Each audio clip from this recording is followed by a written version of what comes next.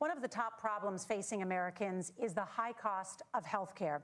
Senator Vance, at the last presidential debate, former President Trump was asked about replacing the Affordable Care Act. In response, he said, "I have concepts of a plan." Since then, Senator, you've talked about changing how chronically ill Americans get health insurance. Can you explain how that would work? And can you guarantee that Americans with pre-existing conditions won't pay more? I'll give you 2 minutes. Well, of course, we're going to cover Americans with pre-existing conditions. In fact, a lot of my family members have gotten health care. I believe, members of my family actually got private health insurance, at least for the first time, switched off of Medicaid onto private insurance for the first time under Donald Trump's leadership. And I think that, a lot of people have criticized this concepts of a plan remark. Look, it's very simple common sense. I think it's Tim Walz knows from 12 years in Congress. Oh, he's going to try to explain what Trump meant by this. He won't.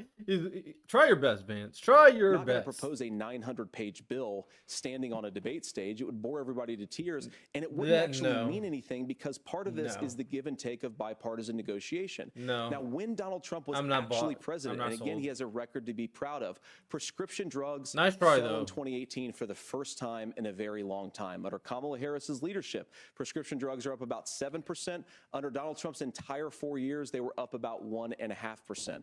He introduced pricing transparency. Think about healthcare. You go into a hospital, you try to buy something, and nobody knows what it actually costs. That price transparency will actually give American consumers a little bit more choice and will also drive down costs. And we talked about, the reinsurance regulations is what I was talking about. Look, Donald Trump has said that if we allow states to experiment a little bit on how to cover both the chronically ill but the non-chronically ill, it's not just a plan. He actually implemented some of these regulations when he was president of the United States. And I think you can make a really good argument that it salvaged Obamacare, which was doing disastrously until Donald Trump came along. And I think this is an important point about President Trump. Of course, you don't have to agree with everything that President Trump has ever said or ever done. But when Obamacare was crushing under the weight of its own regulatory burden and healthcare costs, Donald Trump could have destroyed the program. Instead, he worked in a bipartisan way to ensure that Americans had access to affordable care. It's not perfect, of course, and there's so much more that we can do. But I think that Donald Trump has earned the right to put in place some better healthcare policies. He's earned it because he did it successfully the first time. Governor? All right, here's where being an old guy gives you some history. I was there at the creation of the ACA.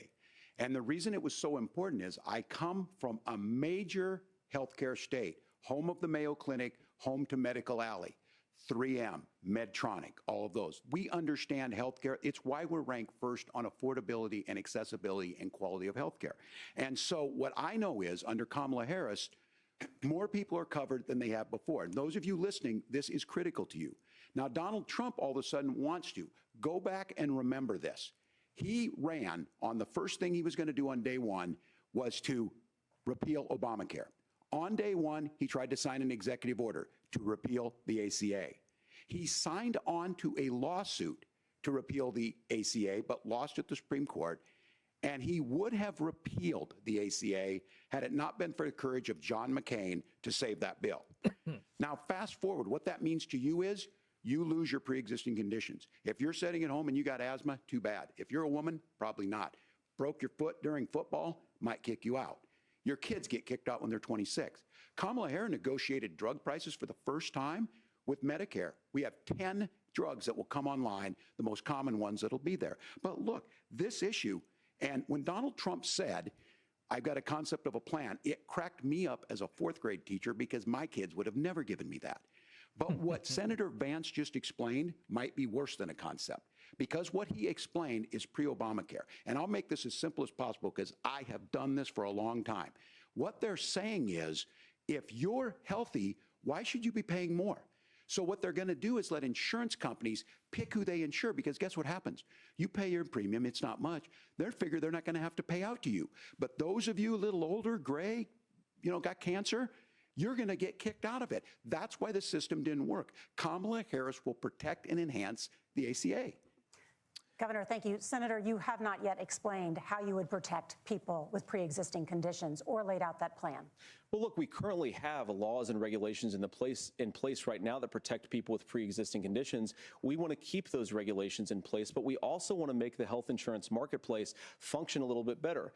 Now, what Governor Walz just said is actually not true. A lot of what happened and the reason that Obamacare was crushing under its own weight is that a lot of young and healthy people were leaving the exchanges. Donald Trump actually helped address that problem, and he did so in a way that preserved people's access to coverage who had honestly, I don't know but again, how much is true here.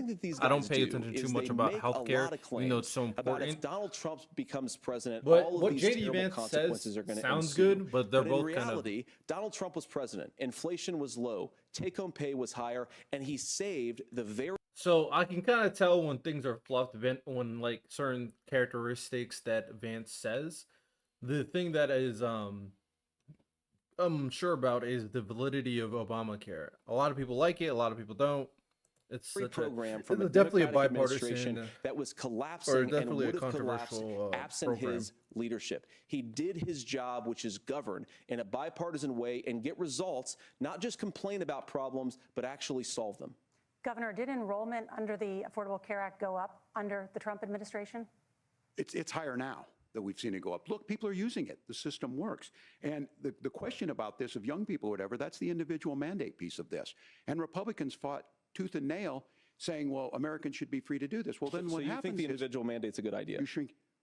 I think the idea of making sure the risk pool is broad enough to cover everyone, that's the only way insurance works. When it doesn't, it collapses. You are asking pre-ACA where we get people out. Look, people know that they need to be on health care. People expect it to be there. And when we are able to make it, and we are making it this way, when we incentivize people to be in the market, when we help people who might not be able to afford it get there, and we make sure then when you get sick and old, it's there for you. Because I heard people say, well, I don't want to buy into Medicare or whatever. Good luck buying health care once you get past 70.